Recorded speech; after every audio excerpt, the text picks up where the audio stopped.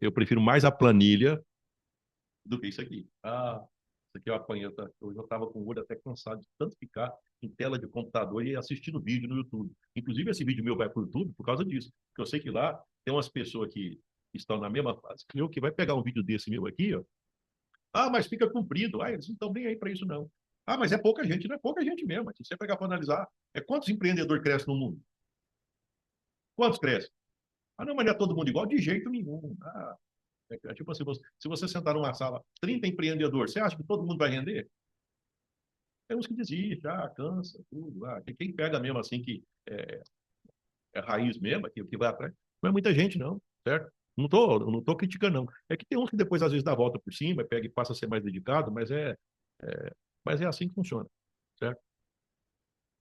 Vamos continuar, então, falando de precificação. Essa parte de precificação é muito complicada para ser entendida, mas quando eu dei esse exemplo da Heineken, certo? Então ficou fácil demais. Esse aqui foi talvez uma das sacadas. Tem até alguém que vai ser meu aluno, eu tenho certeza, por causa desse exemplo aqui da Heineken. Aliás, tem um punhado de pessoa que eu já percebi que está querendo ser meu aluno, mas que está tá faltando só mais uma beiradinha, né? É igual o Levi mesmo, hein? Pensa no sujeito que dá trabalho para ser convencido ao Levi. Então, tá bom, olha só, o que eu fiz para explicar o impacto de precificação. Como é que eu fiz qual foi a sacada que eu fiz? Eu pensei o seguinte: imagina que tenha alguém que venda dois comércios, comércio A, comércio B. Os dois vendem, os dois vendem Heineken. E só vende Heineken. Aí você vai falar, Levi, você está doido? Isso não existe. Não, mas os estágios da loucura me permitiram, em relação à biologia, ensinar tanta pessoa a passar em medicina, e até hoje eles ficam rindo das minhas loucuras, entre aspas, porque eles guardavam. A gente não consegue guardar coisas que não são inusitadas. Então, imagina só um comércio que só vende uma Heineken por mês. Você nunca mais vai esquecer isso. Pode fazer o que quiser. Nem se tiver Alzheimer vai esquecer isso. Aí o que eu imaginei? Imagina que alguém, o custo da Heineken seja R$ 5, certo? Os dois. Eles pagam R$ 5. Eu estou criando o cenário. Um vende uma Heineken por mês. Isso não existe, Levi. Eu sei que não existe. Não está trabalhando. O outro vende 1.000. Veja bem, só que eles têm um aluguel, os dois, de R$ 1.000 o aluguel. Então, como é que faz para pagar esse aluguel? Como é que faz para pagar o aluguel vendendo 1.000 Heineken? E como é que faz para pagar o aluguel vendendo apenas uma Heineken? Então, vamos pegar e fazer a conta. Ele vai vender uma Heineken. Então, ele compra a Heineken por 5. Ele vai ter que comprar de novo. Então, o preço de venda já vai ter 5. O aluguel é 1.000. Então, ele vai ter que vender por 1.005. Mas você não vai colocar as outras coisas? Não, se eu colocar vai complicar. Você vai entender. Não se preocupar com isso. Não. Se preocupar com isso. Não. Ele tem que vender por 1.005. Por que 1.005? R$ 1.000 para pagar aluguel e R$ 5 para comprar a cerveja de novo. Então, se ele vender a cerveja, uma long neck, por 1.005, ele tem o dinheiro para pagar aluguel e comprar a cerveja de novo e tocar mais um mês. Você ganha nada esquecendo tudo. Do outro lado, tem alguém que vende 1.000 Heineken. Bem, 1.000 Heineken. Então, olha só a conta que eu fiz. Bem, se ele vender a Heineken por R$ 6, certo? Então, bem, então, se ele vender ela por R$ 6, quer dizer que para cada Heineken que ele vende, ele vai 5, ele vai comprar uma de volta, né? E vai sobrar R$ 1. Como vão ser 1.000 Heineken, então ele já tem o dinheiro. Isso já vai ser o suficiente, olha só. 1.000 Heineken, sobra 1.000 de cada Heineken vendida. Então ele pega os 5.000, né? E compra mais 1.000 Heineken e pega os 1.000 e paga aluguel. Então veja bem que, olha o que é o impacto de um custo fixo e impacto do volume de venda. Porque o que acontece? As pessoas poderiam dizer, olha, esse cara aqui do lado B poderia dizer o seguinte: eu não consigo entender como é que esse cara consegue vender Heineken a R$ 6. Isso é absurdo. Como é que ele consegue? Certo? Aqui você entendeu. Então, tá vendo? Na hora que você pega e faz umas coisas que parece que é absurda, o absurdo para de ser absurdo. Eu estou mostrando o seguinte, olha, então, quem vende mais, o que acontece com o custo? Você dilui o custo, você fica mais eficiente. Percebeu? Certo? Então, o seu custo, ele cai. Então, na hora de precificar, Veja bem, vamos somar tudo aquilo que eu já falei até agora, certo? É, porque hoje eu já estou preparando para o Natal, então acredito que eu vou acabar tendo que provar uma agora mesmo.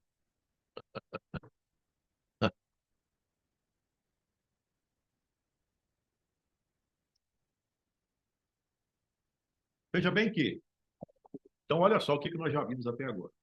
Então nós já vimos, olha, a evolução da precificação, como é que era no passado, demanda empurrada, agora demanda puxada, e agora é o foco, é tanto na escala, quanto em atender e perceber o cliente, né? Atender realmente o cliente. Então, essa mudança tem que ser considerada. Eu diria para você o seguinte, depois de tudo que foi falado, às vezes você pode dizer, Levi, como é que eu faço para eu quero dar uma avaliada para ver se eu estou precificando correto. E outra coisa também é que não está sobrando dinheiro. Tem jeito? Tem. Essa foi a primeira aula. Foi a primeira aula, certo? Nós vamos continuar com essas aulas, aonde nós vamos, inclusive, continuar falando de precificação, certo? Nós vamos comentar bastante. Esses dias até eu tirei aqui só para efeito de reflexão. Eu vou pegando e falando aqui, certo? E depois você pode ir até analisando comigo, certo? Preço não é número, preço é decisão. Concorda? Agora tem que lembrar o seguinte, que preço é valor. Se você tem um empreendimento que ele oferece preço, eu gosto muito dessa máxima. Olha, quando, quando o cliente percebe que a única coisa que você tem é preço, você tem que rever o seu modelo de negócio. Vou repetir. Quando você percebe que o cliente acha que a única coisa que você deve oferecer para ele é preço, então tem que rever. Certo? Quer dizer que não tem mais nada, não tem confiança, não tem outras coisas? Ah, não, mas no meu ramo não tem. Então, ah, é mais ou menos assim. Mas tem ramo que isso é menor? Vai dizer que não tem ou prefere pensar? Eu sempre penso assim, se eu estiver fazendo alguma coisa que não está me rendendo nada, aí eu penso, eu também sou filho de Deus, então por que não vai dar certo para mim? Entendeu? A maioria dos pequenos negócios não quebra por falta de cliente, quebra por preço mal feito. Há pouco tempo até eu estava vendo isso, eu estou percebendo, não está sobrando e a gente tentando pagar uma preço. Eu falei, vamos fazer o seguinte, vamos ver como é que você está precificando. E como é que você faz está precificando? Na hora que você faz orçamento, você está ganhando todos os orçamentos? Estou. Então pronto, já achou um problema de precificação. Nunca vi falar que alguém ganha todos os preços, certo? Da mesma forma também que não faz sentido perder todos os preços. Né? Então, é por isso que eu considero que a precificação é um elemento forte para aquilo que eu falo de organizar o financeiro em 90 dias. Eu já vou direto na planilha, eu já começo a tentar jogar na planilha o comportamento, como é que você pensa, como é que você tem, qual que é a percepção que você tem do seu cliente, ali eu já vou achando por que o dinheiro não está aparecendo. Eu já vou direto, eu não fico enrolando, não. Eu já vou direto onde interessa mesmo, né? Então, tem, né? Olha, o que não é preço? Vê se concorda. Isso aqui eu achei interessante, olha. Preço de venda não é copiar a concorrente. Vocês perceberam no caso da Heineken? Está até aqui ainda. Ó. Se fosse, por exemplo, analisar aqui para copiar concorrente, eu vou vender, já que ele vende por 6, eu também vou vender por 6. Aí depois, no final do mês, vai ter só R$ 1 para pagar aluguel. Né? Ele pega R$ 6. Certo? Levi, mas isso não existe, né? Eu sei que não existe, eu só estou te falando. Mas tem coisa parecida que isso aqui que existe e que por conta desse meu exemplo, a pessoa vai entender e não vai fazer isso mais. Entendeu? Chutar. Quando eu dava aula, eu falava muito do teorema de Chutágoras. Lembra do Chutágoras? Eu não é Pitágoras, é Chutágoras, né? Então, a gente que pega, precifica utilizando o teorema de Chutágoras, né? Cobrir custo. Não, para mim, se eu cobrir custo, está mais ou menos. Para com isso. Né? Se você tiver mais ou menos, eu já penso o seguinte, cara, você está as pessoas que me seguem aí, 30, 45 anos, você está na sua melhor fase da vida, do ponto de vista físico, mais ou menos. Né? Mais ou menos? Não, é claro que não. Cadê o seu propósito? Não é mais ou menos, não. Tem que fazer o dinheiro aparecer, ué. Né? O que é venda? É o resultado de uma estrutura financeira. Por exemplo, eu já percebi, não, eu preciso, até alguém me falou isso, eu preciso do banco porque sabe como é que é, né? Capital de giro. Aí depois eu estava lembrando. Engraçado, quando eu comecei a empreender, você sabe quantas vezes eu precisei de capital de giro do banco? No meu caso, nunca precisei. Certo? Porque como eu sempre tinha uma remuneração boa, eu pegava o dinheiro que eu ganhava de hora e aplicava no meu negócio. Só que eu nunca comprava mais também, porque às vezes eu fazia a conta do juro que eu ia pagar, Porque olha só, eu pego alguma coisa para vender, para pagar juro, e depois nem sei se eu vou vender. Às vezes fica lá no estoque parado. Então eu preferia correr risco com o dinheiro que era meu. Porque o dinheiro que era meu, eu não ia me cobrar juro. Certo? Então eu tinha um crescimento mais sustentável. Então, venda é decisão estratégica? Eu considero que sim. Porque você pode, inclusive, ver seus clientes. Para quem que você vai vender e para quem que você não vai vender. Eu até utilizo muito essa expressão. Quais são os clientes que você vai continuar e quais são os clientes que você vai demitir? Quais são os que você vai demitir? E quais que você vai continuar? Né?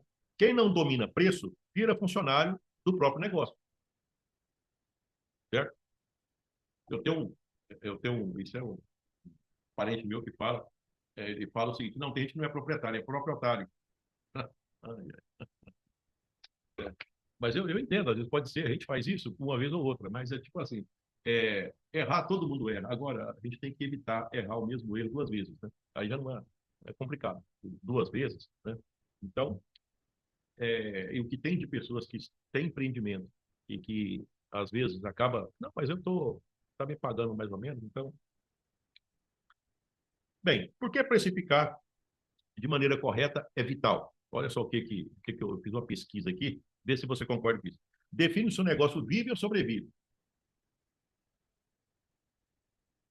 É por isso que naquela planilha minha tem aqueles meses ali, para que aí você vai vendo, tá indo, tá crescendo, não, tem empatando. Tudo bem, pode empatar. Mas lembra aquela conta que eu faço? Você começa a empreender com 25, fica 35 anos empreendendo, 60 anos, 35 anos empreendendo. E aí? E aí foi bom, porque você é 35 empreendendo, então conferiu quantas vezes? Se conferir todo mês, vou te falar uma coisa, não vai nem um ano, você já conserta os seus 35 anos. Eu estou usando 35 como referência, pode ser menos, pode ser mais, cada um define. Mas eu sempre coloco o projeto de futuro para ficar bem claro que é necessário ter esse projeto de futuro, porque senão não tem. Define se você tem lucro ou ilusão de lucro. Isso aqui é demais. Se você tem uma planilha onde você olha lá no finalzinho dela, aparece lá, sobrou tanto, sobrou tanto. Certo? Naquela planilha que eu utilizo, lá tem isso. Aí já aparece lá o resultado do exercício. Certo? O resultado que foi para o seu bolso e que foi para o seu prolabore, pagar você como dono. Se é que você está na frente do seu empreendimento. Define se você cresce com caixa ou com dívida. Aliás, eu não conheço quem cresce com dívida. Tem crédito de investimento, só que tem um tal de dívida boa. Eu não vou pegar falar disso agora, né? Mas resumidamente é o seguinte: dívida boa é aquela que ela se paga e te paga. Falta 2 meses para eu quitar no fotovoltaico.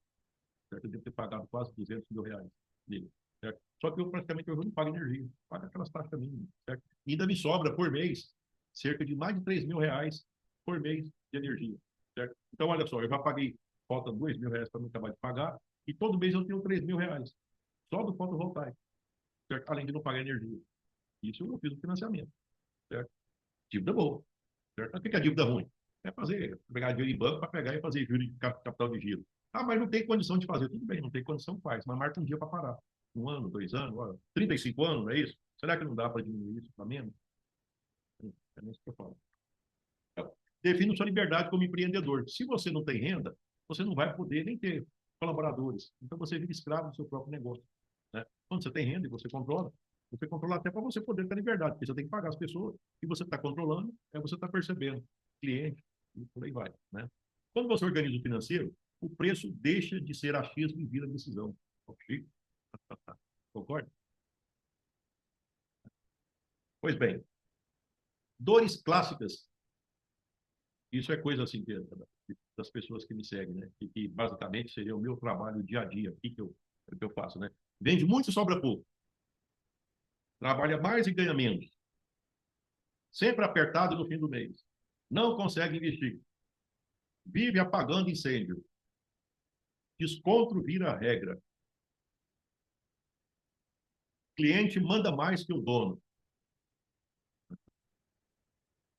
Eu tinha um conceito. Segundo o Levi, é, sou eu, cliente, isso é coisa minha.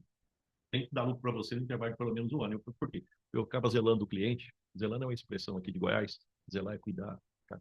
Com todo carinho ali. Ficava um ano, certo? Levi, mas você faz isso todo dia? Não, não. Eu fazia, não era qualquer um, não. Tem uns que eu despedia. Porque, vamos supor, não queria nem me pagar, queria desconto, queria prazo.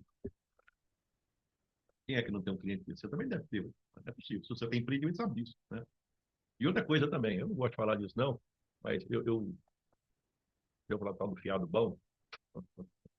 Nossa senhora, eu nunca fui muito esse negócio de fiado.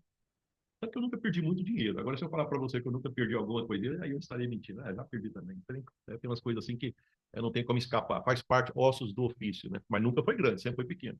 Inclusive, quando eu vou prestar consultoria, eu falo, ó, oh, não tem jeito.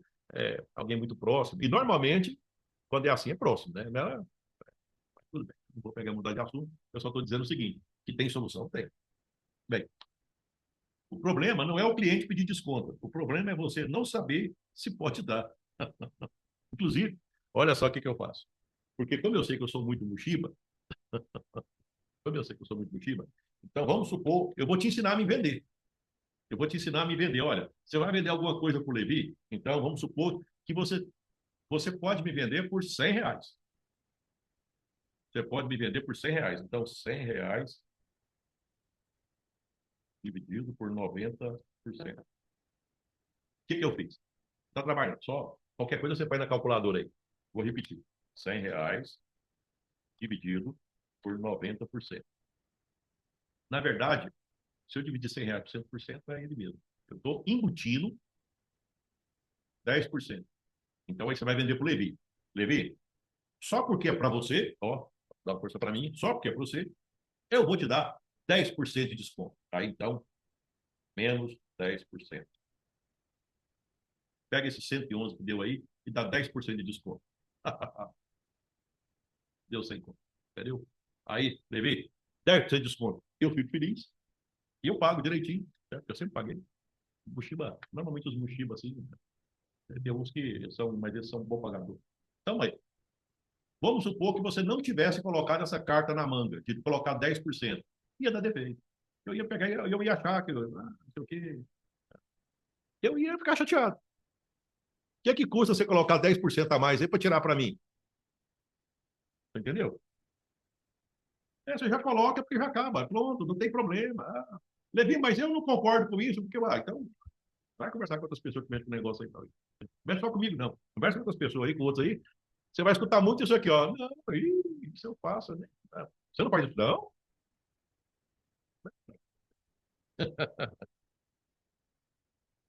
Objeções mais comuns e verdade por trás. Pessoas que não precificam. Meu cliente não paga, por exemplo. Você tem cliente que não te paga?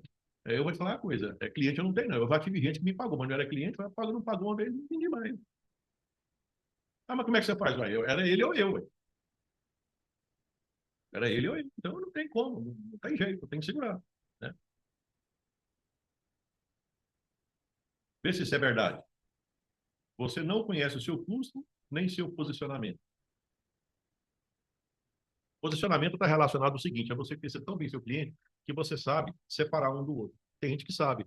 Fala, não, esse aqui não é meu cliente. Esse aqui é meu cliente. Certo? No dia que você bate o olho e já sabe o que é. Hoje eu tenho isso.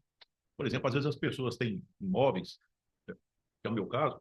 Levi, eu quero ser seu cliente. Não, com você eu não vou te ensinar isso.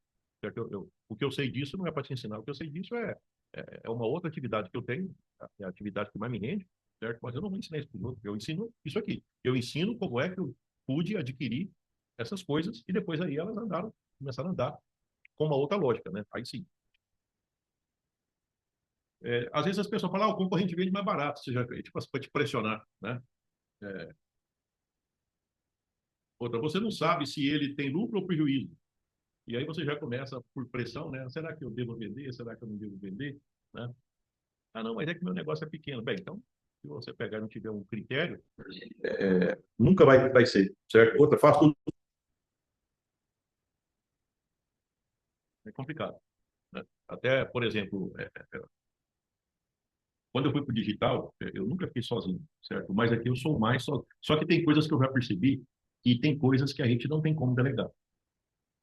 Infelizmente não tem como. Por exemplo, se eu quero mostrar, por exemplo, numa apresentação igual essa, se eu quero ter essa habilidade de chegar a hora que eu quiser no meu escritório e de pegar e falar de você na câmera frontal, de falar numa câmera do lado, de falar numa outra câmera, de poder mostrar para você um PowerPoint, se eu quiser fazer isso, eu não posso ficar. E outra coisa, eu acho que na hora que eu faço isso aqui, eu consigo falar com o meu cliente. Dessa parte eu não posso. Agora, na hora de picotar vídeo, cortar vídeo, colocar capa, jogar, se vai jogar no Instagram, se vai jogar no Facebook, TikTok, o que vai colocar no YouTube, impulsionamento, a gente vai monitorar, mas aí já não é, certo? Então tem coisa, esse negócio de falar, o negócio é pequeno, eu tenho que fazer tudo sozinho, no início.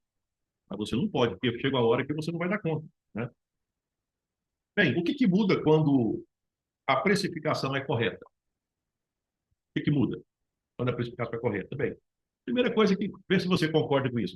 Clareza, segurança em vender, lucro previsível, caixa, poder de decisão, crescimento planejado, menos estresse. Na hora que você vende, você já tem uma sensação, você já sabe o que aconteceu, certo? É tipo assim, o preço certo, ele traz paz.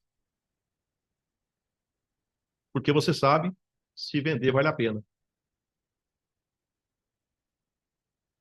Bem, não existe preço certo sem financeiro organizado, concorda? Não existe financeiro organizado sem método. Vou repetir. Não existe preço certo sem financeiro organizado. E não existe financeiro organizado sem seu método. Seu método. É por isso que no meu curso, né, eu coloquei um módulo só de controle. Mas não é muito controle, não. É o que eu sempre defendo, é controlar muito com pouco. São alguns, né? Por exemplo, a gente sempre eu tenho batido nessa tecla. Se você tiver na largada o controle de fluxo de caixa para você não depender de dinheiro de banco e nem ficar pagando juros e DRE e a minha planilha na sua empresa, que é aquela planilha minha que tem um painel que já diz quanto você rende, só com esses dois aí você já dá largada. Depois aí você vai aprimorando, vai colocando lá. Eu sei que eu coloquei até mais indicadores, né? Salvo engano, eu consigo fechar toda a estrutura de uma empresa com 12 indicadores, certo? Mas começa com dois.